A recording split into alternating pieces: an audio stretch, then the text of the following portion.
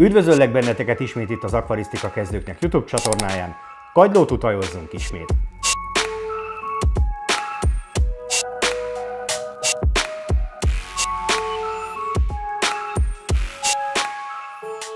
A múlt heti kagylótutajjal kapcsolatos videó, amiben elmondtam, hogy ez a növény már be van tiltva Magyarországon, elég nagy port kavart. Rengeteg komment érkezett ezekre a megosztásokra, volt, ami pozitív volt, volt, ami negatív volt, de felmerültek kérdések, és ezt lehet, hogy érdemes lenne tisztázni. Volt, aki árulta magát a kagylótutajt, most ingyen vagy pénzért teljesen mindegy, odaírták neki, hogy figyelj, ez kagylótutaj, mondták, hogy ez más faj.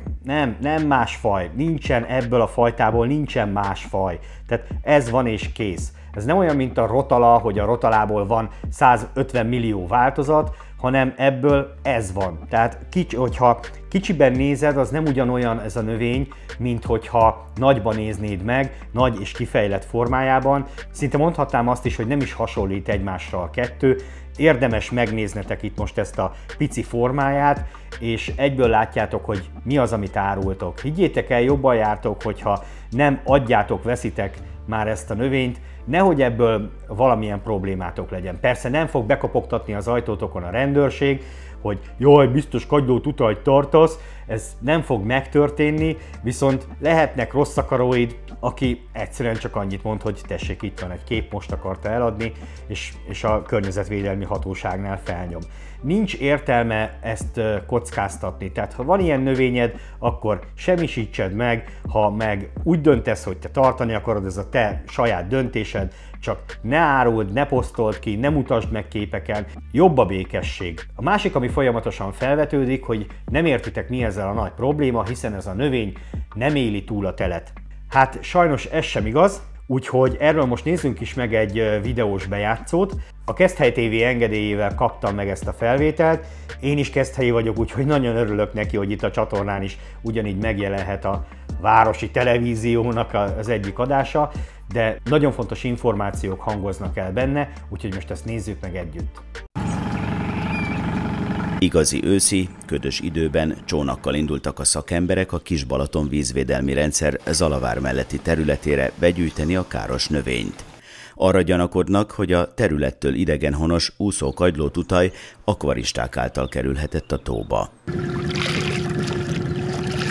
Az ökoszisztéma szerkezetének megóvása miatt kulcsfontosságú a trópusi, meleget kedvelő növényfaj eltávolítása. A Nyugat-Dunántúli vízügyi igazgatóság ezért elkötelezett a visszaszorítása érdekében. Most még idejében vagyunk. Azt szokták mondani, hogy ha kis lokális foltok vannak az inváziós növényeknél, és akkor kerül eltávolításra, akkor ezt a robbanásszerű szaporodást meg lehet akadályozni. Itt a kollégák most csónakkal fognak bevezni, és megkeresik ezeket a foltokat a területen, és megpróbálják minél teljesebb mértékben eltávolítani. Most még időben vagyunk. Az úszó kagylótutaj azért káros, mert olyan mértékben képes elszaporodni a víz felszínén, hogy lefolyási akadályt tud képezni. A Nyugat-Dunántúli vízügyi igazgatóság és a Balatonfelvidéki Nemzeti Park szakértői a közös erőfeszítés nyomán azt várják, hogy a vízterület jelentős részét elfoglaló úszó kagylótutaj szaporodását sikerül visszaszorítani. A növény nem csak a nyílt vízen, hanem a parton is területet foglalt magának. Az eltávolítással elejét veszik, hogy a lefolyási akadály következtében megemelkedjen a vízszint. Ez akár a 40 cm-t is elérheti. Továbbá oxigénhiányt is okozhat a tavon. Beárnyékolja a vizet, így aztán az algák nem tudnak oxigént termelni, egy oxigénhiányos állapot jöhet létre, ami akár halpusztulás és egyebeket is okoz. Ami nagyon, mint inváziós faj, nagyon jellemző rá, hogy méretetlen sebességgel tud szaporodni. Tehát magot is hoz, tehát ivalosan is szaporodik, de rengeteg sarjat képes hozni, és ezért ilyen gyors a szaporodása. Az úszó kagylótutaj képes túlélni a telet. Korábban a vizek befagyásával egyszerűen kipusztult, de enyhe tél esetén növekedhet az általa okozott kár. A szakemberek néhány hete vették észre, hogy megjelent itt ez a növény, és vélhetően időben elkezdődött a prevenció.